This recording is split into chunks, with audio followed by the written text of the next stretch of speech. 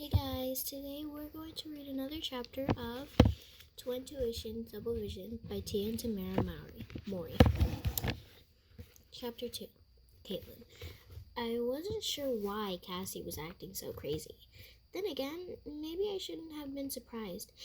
Cass and I used to be like two peas in a pod, but lately I just didn't get her. I mean, I wasn't thrilled about sharing a room either, but it wasn't the worst thing ever. It might be fun as long as she didn't try to alphabetize my shoes or something. Mom was rubbing her temples the way she did when one of her headaches was coming on. I swear that girl, she muttered to herself. She caught me looking and straightened up, shoulders squared, military style. Follow her, Kate, she ordered. I don't want her getting lost and needing to be brought home by one of the other town cops. Talk about embarrassing. Going after Cassie was the last thing I wanted to do. It was hot, I had to pee, and I was totally worn out from the long car ride. But I wanted to help, for Mom's sake. This move couldn't be easy on her either. Sure, I said.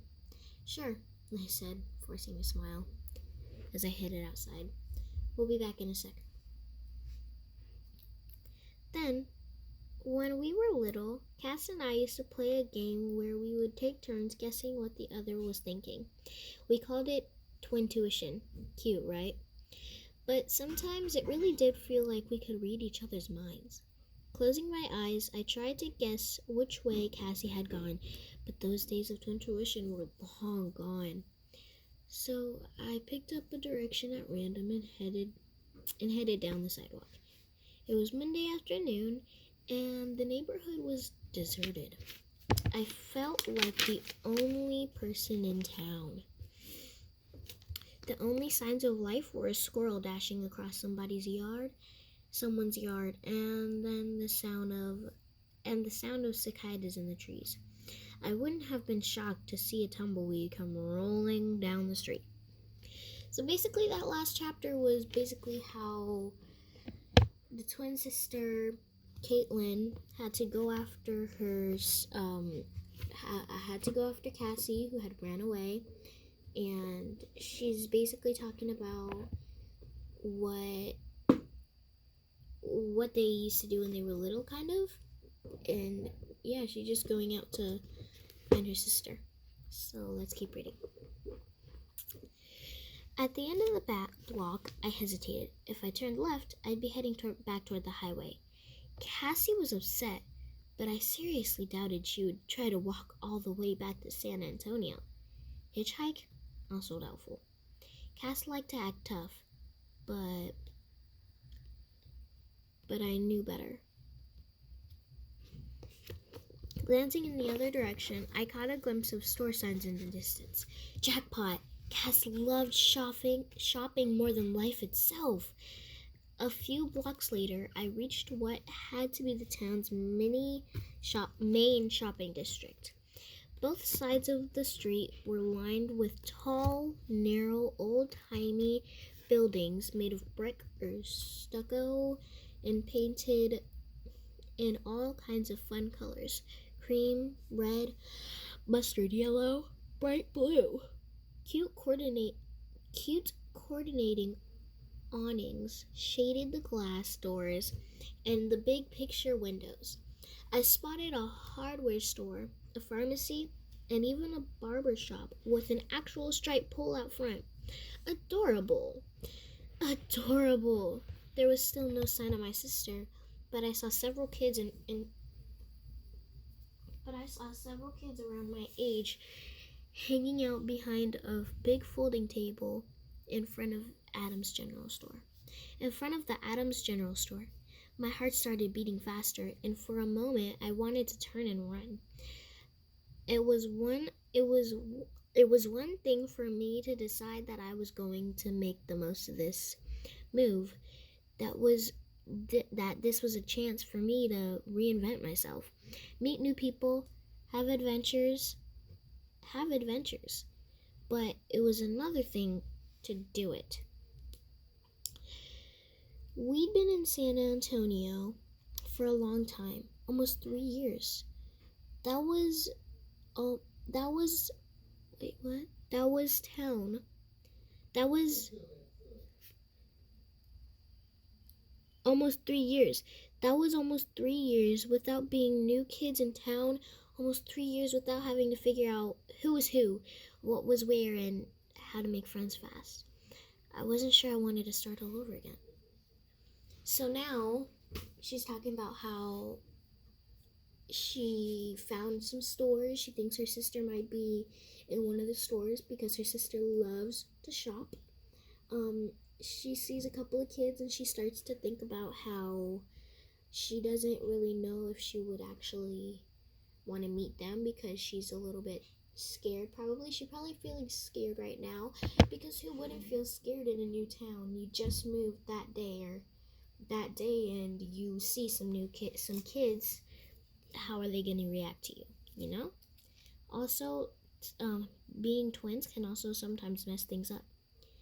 So, yeah. Still, I didn't have much choice, right?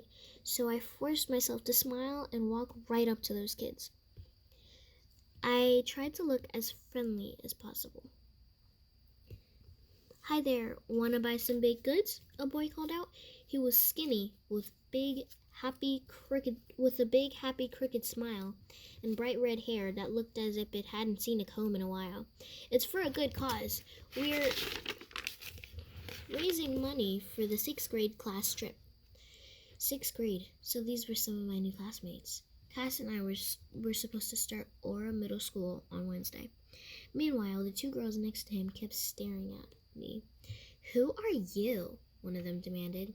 She had wavy brown hair, a round face, and rosy spots on her cheeks. Kind of like a cartoon character. If her expression wasn't cool, verging on hostile, I would have called her cute. "I've never seen you before." So basically, that last couple of paragraphs was she sees these new kids and she hasn't said anything, but they're talking to her. There's one boy who's telling them about their fundraiser. I think it's like a bake sale. There's one boy telling them about their fundraiser, and then the other girl is just like really rude. She's like, "You aren't supposed to be here. I haven't seen you. Who are you?" And like that, like in a rude way. Let's keep reading. "I just moved here. Everyone always says my smile is my best feature, so I made the most of it now, even though she looked about as welcoming as a hill of fire ants. I'm Caitlin Waters." The other girl looked a little friendlier, at least not totally unfriendly. She was very pretty and very blonde. While the other two kids were wearing Aura Middle School t-shirts, she was dressed in an expensive-looking pink beaded tank and a delicate heart-shaped necklace. "I'm Megan," she said. "That's Lavender and Liam. So you really just moved here?" "Yeah, we're waiting for the moving van right now, actually." I pointed to a plate of pastries. "Is that apple strudel? Yum. How much?" $2. Lavender sounded kind of aggressive, like she was expecting me to start haggling. "I'll take one, please." I fished some money out of my pocket and handed it to Liam. "I made these myself," Megan said, as she offered me one of the sticky strudels, old family recipe. So basically, that was about how she starts talking to the kids. Lavender is one of the girls' names, the rude one. She's actually seems like she would be a real brat in real life. Megan is pretty cool. She's like nice and stuff. So let's keep reading. "Cool," I said. "I love family recipes. My Mama Jean makes the best hush puppies you ever..." The rest of the comment caught my throat, because right then, as Megan handed me the pastry, something weird happened. Her fingers brushed mine, and my vision suddenly went funky. I found myself looking at two shimmery versions of Megan, one layered on top of the other. One version was dimmed away almost to nothing, as if someone had turned the brightness level on a computer screen all the way down.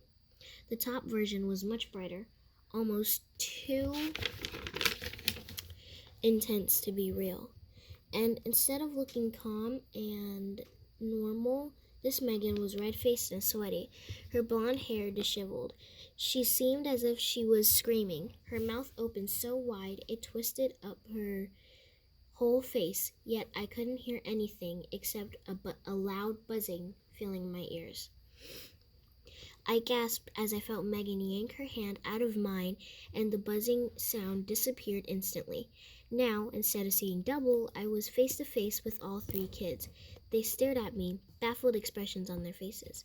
"Are you okay?" the boy Liam asked me. "Whoa, why'd she grab your hand, Megan?" Lavender asked. "I don't know." Megan stepped back with worry blue eyes. She just went all psycho all of a sudden. I staggered back a few steps too. The strudel was lying on the sidewalk. I totally lost my appetite. Sorry, it was, the heat, I blurted out as I backed away. I'd never been as good as talking my way out of trouble as Cassie was, and right then, my mind went completely blank. I was, what could I say? I had no idea what had happened. I only knew it wasn't the first time. I have to go, I mumbled. I felt my foot slip on the strudel as I spun around, but I caught my balance just in time and took off without a backward glance. So that was our chapter. We'll see you next time to read chapter 3. Cassie.